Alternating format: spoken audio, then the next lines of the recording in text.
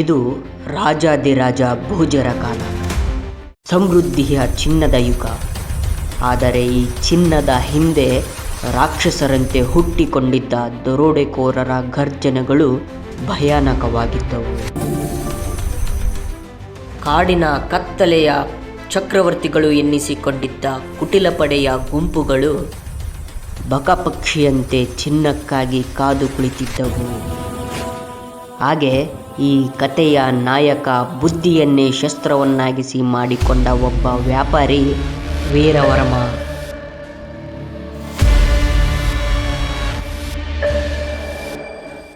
ಸಂಜೆಯ ಹೊತ್ತಿನಲ್ಲಿ ವೀರವರ್ಮ ಕುದುರೆಯ ಲಾಳವನ್ನು ಬಿಗಿಯಾಗಿ ಕಟ್ಟಿ ಹೊರಡಲು ತಯಾರಾಗುತ್ತಿದ್ದ.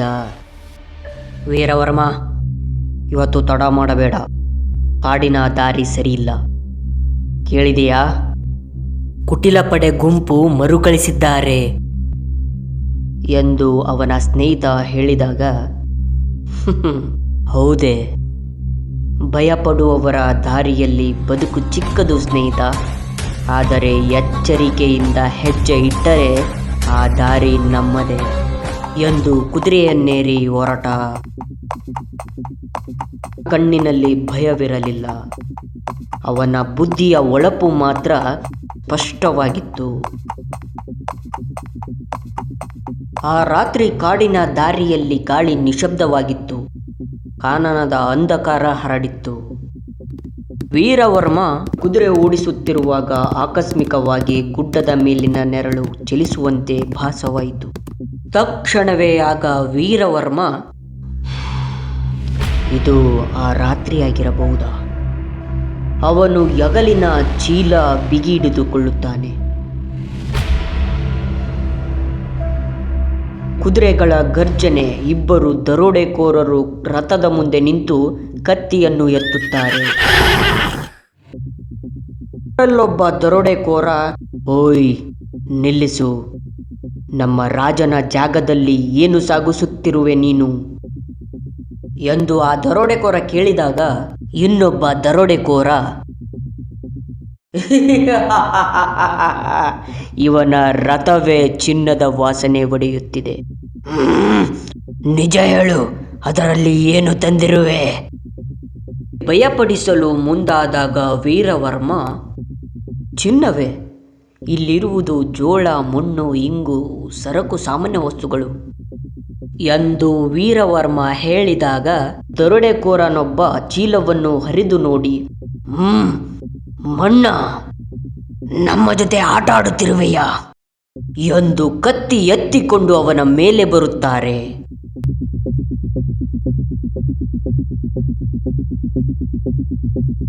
ತಕ್ಷಣವೇ ವೀರವರ್ಮ ಯಾರಿಗೂ ಸಂದೇಹ ಬಾರದಿರಲಿ ಎಂದು ರಥದಲ್ಲಿ ತಂದಿದ್ದ ಕಲ್ಲಂಗಡಿ ಚೀಲವನ್ನು ತನ್ನ ಕಾಲಿನಿಂದ ಜೋರಾಗಿ ಒತ್ತುತ್ತಾನೆ. ಕಲ್ಲಂಗಡಿ ಒಳಗೆ ಮೆಣಸಿನ ಪುಡಿ ತುಂಬಿದ್ದರಿಂದ ಸ್ಫೋಟಗೊಳ್ಳುತ್ತದೆ. ಮೆಣಸಿನ ಪುಡಿ ಗಾಳಿಯಲ್ಲಿ ಹರಡಿದ್ದರಿಂದ ಕಣ್ಣೂರಿ ಕಣ್ಣೂರಿ ಎಂದು ದರೋಡೆಕೋರರು ನೆಲಕ್ಕೆ ಉರುಳುತ್ತಾರೆ. ಇದಕ್ಕಾಗಿ ಅಲ್ಲವೇ ಹೇಳೋದು, ಕೊಲ್ಲುವ ಬಲ ಕತ್ತಿಗಿದ್ದರೆ ಗೆಲ್ಲುವ ಬಲ ಯುಕ್ತಿಗಿರುತ್ತದೆ ಎಂದು. ಅದಾದ ಬಳಿಕ ವೀರವರ್ಮ ಕುದುರೆಯ ಲಾಳವನ್ನು ಜೋರಾಗಿ ಎಳೆದಾಗ ರಥವು ವೇಗವಾಗಿ ಚಲಿಸಲು ಶುರುವಾಯಿತು. ಆ ಕಾಡಿನ ಕತ್ತಲೆಯಲ್ಲಿ ವೇಗವಾಗಿ ಓಡುತ್ತಿದ್ದ ರಥಕ್ಕಿಂತ ಅವನ ಬುದ್ಧಿಶಕ್ತಿ ಮತ್ತು ಅವನ ಚಾತುರ್ಯ ಒಂದು ಪಟ್ಟು ಹೆಚ್ಚು ವೇಗವಾಗಿ ಓಡುತ್ತಿತ್ತು.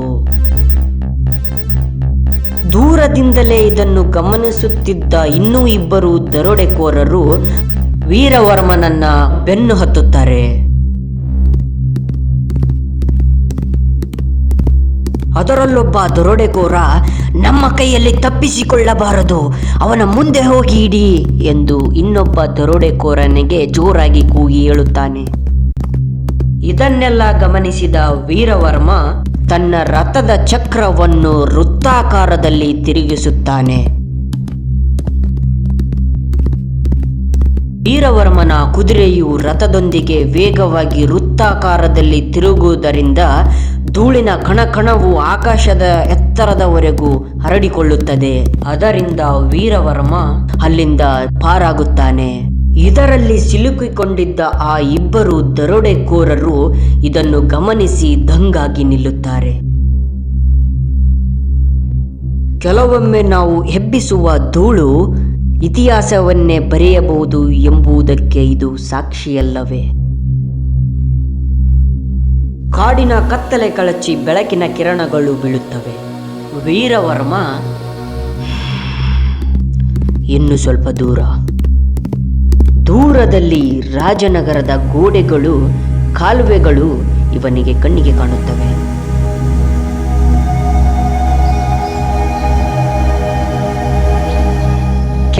ಕೆಲವು ಗಂಟೆಗಳ ನಂತರ ವೀರವರ್ಮ ಕೋಟೆಯ ಬಾಗಿಲನ್ನು ತಲುಪುತ್ತಾನೆ. ಕೋಟೆಯ ಬಾಗಿಲಲ್ಲಿದ್ದ ಕಾವಲುಗಾರ ಇವನ ರೂಪವನ್ನು ನೋಡಿ, ಬಾಗಿಲು ತೆಗೆಯಿರಿ, ವ್ಯಾಪಾರಿ ಅಪಾಯದಲ್ಲಿದ್ದಾನೆ ಎಂದು ಸಹ ಕಾವಲುಗಾರನಿಗೆ ಹೇಳುತ್ತಾನೆ. ವೀರವರ್ಮನ ಪ್ರಯಾಣದಲ್ಲಿ ಆ ರಾತ್ರಿ ನಡೆದಿದ್ದ ಘಟನೆಯನ್ನು ದೂರದಿಂದಲೇ ವೀಕ್ಷಿಸಿದ್ದ ಭೋಜರಾಜರ ಗುಪ್ತಚರರು ರಾಜನಿಗೆ ಈ ವಿಷಯವನ್ನು ತಲುಪಿಸಿರುತ್ತಾರೆ. ಇದು ಇಡೀ ರಾಜ್ಯದಲ್ಲೂ ಸಹ ಹರಡಿರುತ್ತದೆ. ರಾಜಾದಿರಾಜ ಭೋಜರಾಜರು, ಭಲೆ ವೀರವರ್ಮ, ಭಲೆ, ನಿನ್ನ ಬಳಿ ಯೋಧರಿರಲಿಲ್ಲ. ಆದರೂ ಆ ಕುಟಿಲ ಪಡೆ ಗುಂಪಿನ ದರೋಡೆಕೋರರನ್ನು ಹೇಗೆ ಮಣಿಸಿದೆ? ಅದೇಗೆ ಸಾಧ್ಯವಾಯಿತು ವೀರವರ್ಮ ಎಂದು ಭೋಜರಾಜರು ಕೇಳಿದಾಗ, ವೀರವರ್ಮ ವಿನಯದಿಂದ, ಮಹಾರಾಜರೇ, ಬಲ ಹೊಂದಿದ್ದ ಆ ದಾಂಡಿಗರಿಗೆ ಒಡೆಯುವಷ್ಟು ನನ್ನ ಹತ್ರ ಬಲವಿರಲಿಲ್ಲ. ಆದರೆ ಹೇಗೆ ಪಾಠ ಕಲಿಸಬಹುದು ಎಂಬುವ ಬುದ್ಧಿಶಕ್ತಿ ನನ್ನಲ್ಲಿತ್ತು. ಇದನ್ನು ಕೇಳಿದ ನಂತರ ಸಭಾಂಗಣದಲ್ಲಿ ಚಪ್ಪಾಳೆಗಳ ಗುಡುಗೆ ಶುರುವಾಯಿತು. ಈ ಕಥೆಯಲ್ಲಿ ಬರುವ ವೀರವರ್ಮನಂತಹ ಬುದ್ಧಿಶಕ್ತಿ ನಮ್ಮಲ್ಲಿಯೂ ಇದೆ. ಈ ಮಣ್ಣು ಕತ್ತಿಯ ತುದಿಯಿಂದ ಗೆಲುವನ್ನು ಕಂಡಿದೆ. ಆದರೆ ಬುದ್ಧಿಯಿಂದ ಬರೆಯುವ ಗೆಲುವಿನ ಇತಿಹಾಸ ಶತಮಾನಗಳವರೆಗೂ ಉಳಿಯುತ್ತದೆ. ಮುಂದಿನ ಕಥೆಯಲ್ಲಿ ಸಿಗೋಣ. ನಮಸ್ಕಾರ.